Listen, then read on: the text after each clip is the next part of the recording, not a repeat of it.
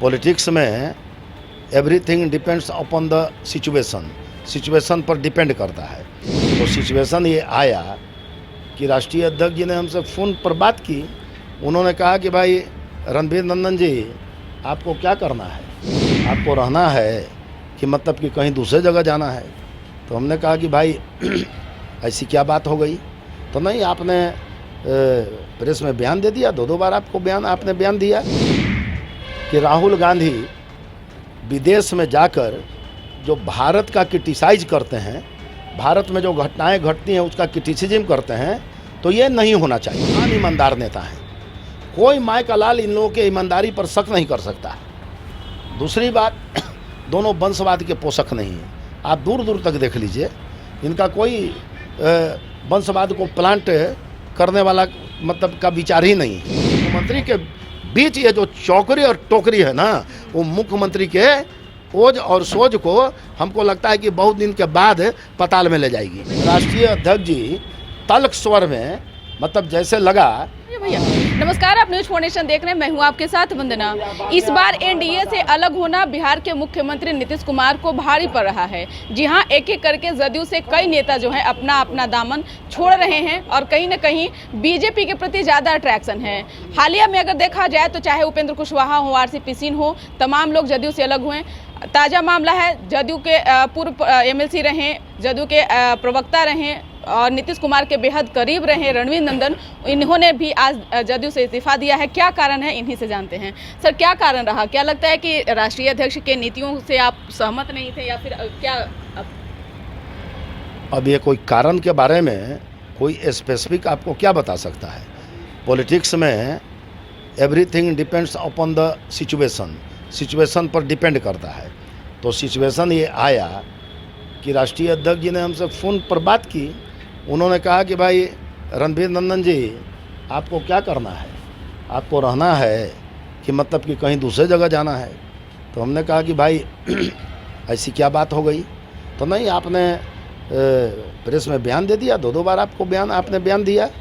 हमने कहा कि एक बार तो बयान हुआ और दूसरे बार जब महिला बिल आया तो महिला बिल के समय भी जब मुख्यमंत्री जी ने खुद ही महिला बिल को लेकर केंद्र सरकार को बधाई दिया, प्रधानमंत्री जी को उन्होंने बधाई दी, तो मैंने यही कहा कि भाई, एक तो मैंने कहा कि राहुल गांधी विदेश में जाकर जो भारत का क्रिटिसाइज करते हैं, भारत में जो घटनाएं घटती हैं उसका क्रिटिसिज्म करते हैं, तो ये नहीं होना चाहिए।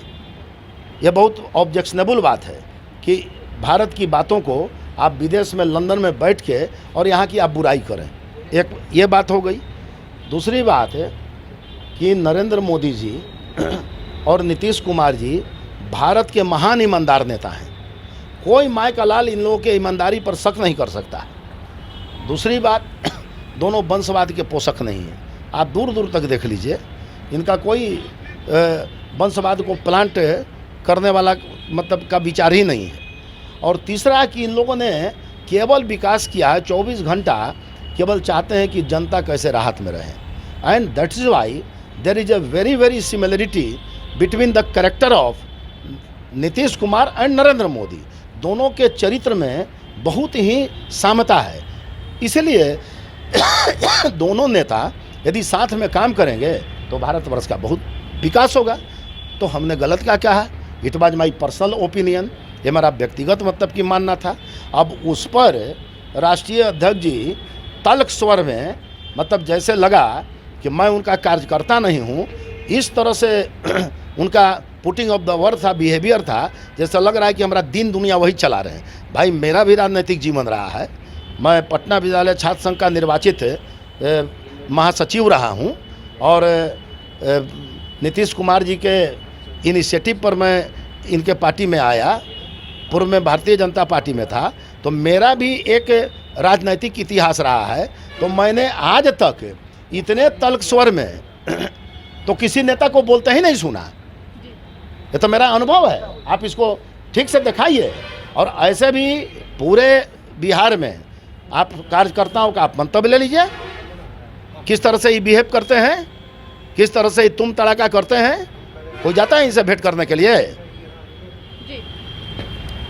तो कोई जाता नहीं है। तो हमने कहा, तो हमने देखा कि जब ये पूछ रहे हैं कि आपका क्या विचार है, क्या विचार नहीं है, मेरे विचार को जानना चाह रहे हैं, तो मुझे लगा कि जहाँ प्रतिष्ठा का हनन हो वहाँ 1 मिनट नहीं रहना चाहिए। मैंने इस्तीफा दे दिया।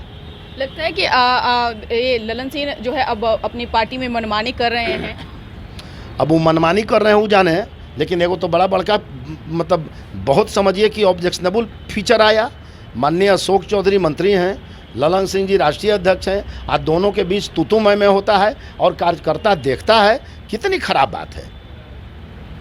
दोनों परिपक्व नेता, और अशोक चौधरी जी दलित हमारे फेस हैं, मेहनती मतलब कि मंत्री हैं, खूब काम करते हैं। अब बताइए उनको सबके सामने मतलब बेइज्जत कर रहे हैं, क्या मतलब का बात है?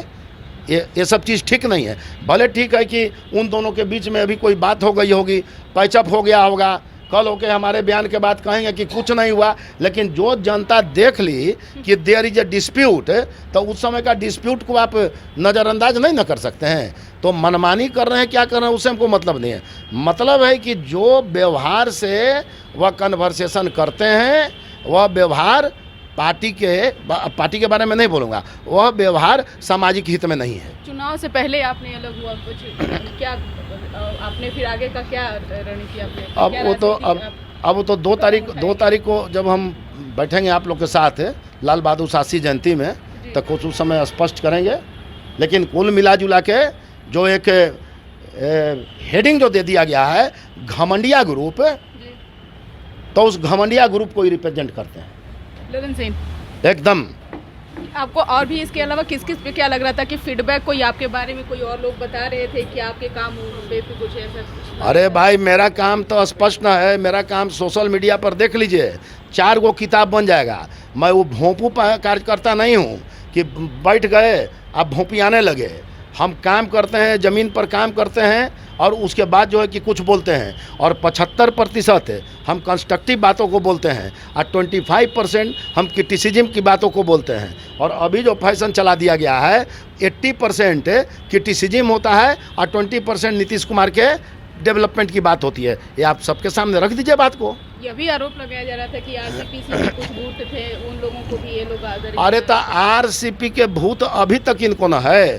जैसे ललन सिंह जी के आप पॉलिटिकल मतलब कि अध्यक्ष के रूप में कार्यकाल देखिएगा, तो 1 साल तो ये आरसीपी के रगड़े, उसके बाद 1 साल जब अब शुरू किए हैं तब सब कार्यकर्ता को रगड़ रहे हैं। डेवलपमेंट कहाँ हो रहा है? कहाँ इनका मतलब कि कोई कार्यक्रम हो रहा है? ज़रा बताएं। मैं छात्र का प्रभारी था, मेरे समय में लगभग 550 प्रखंड में छात्रों का मतलब कि कमेटी बना हुआ था। आज बता दे कहाँ है? 2 बार हमारे नेतृत्व में कार्यक्रम हुआ। श्याम पटेल अध्यक्ष था, बहुत मजबूत अध्यक्ष था। एक बार मिलर हाई स्कूल में इतने छात्र जुटे, एक बार बापू सभागार में मुख्यमंत्री स्वयं गए थे। तो हम लोग काम करने वाले, हम लोग बोलने वाले नहीं हैं। और जनता दल यूनाइटेड में बहुत कम ऐसे आदमी होंगे जो आह्वान करेंगे अब 500 आदमी आ जाए। अभी आप बैठी हुई हैं, हम 2 घंटा आह्वान करेंगे तो मेरे दरवाजा पर 500 आदमी आ जाएगा। नेता का ही पहचान है। मुख्यमंत्री से आपकी बात हुई? बात करेंगे? नहीं, कोई बात नहीं हुई। अब बात क्या करना है? अब बात क्या करना है? मेरी शुभकामना है वो स्वस्थ रहें, वो सुखी रहें, और बस उनका स्वास्थ्य बना रहे, वो सुखी रहें। मैं उनके बारे में कोई गलत बात नहीं सोचता हूँ, और मैं जीवन भर उनका अनुग्रहित रहूँगा। जब तक जीवन रहेगा तब तक अनुग्रहित रहूँगा। मुख्यमंत्री के बारे में मेरी यही राय है, मेरा पूरा परिवार है। लेकिन हाँ, जो मुख्यमंत्री के बीच ये जो चौकरी और टोकरी है ना, वो मुख्यमंत्री के ओज और सोज को हमको लगता है कि बहुत दिन के बाद पताल में ले जाएगी। उपेंद्र कुशवाहा और आरसीपी से भी कह रहे हैं कि जदयू अब समाप्त हो जाएगी। अब वो ये उनका भी है, उसमें हम क्या करेंगे। अब बहुत बहुत शुक्रिया। तो आपने सुना कि क्या कुछ कहना था पूर्व एमएलसी रणवीर नंदन का, जो कि इस जदयू से इन्होंने इस्तीफा दिया है। लेकिन इनका एक ही आरोप है कि जिस तरह से ललन सिंह ने जो लोगों के साथ व्यवहार कर रहे हैं, लोगों के साथ तुम तड़ाका कर रहे हैं, इससे पार्टी को और नुकसान हो रहा है।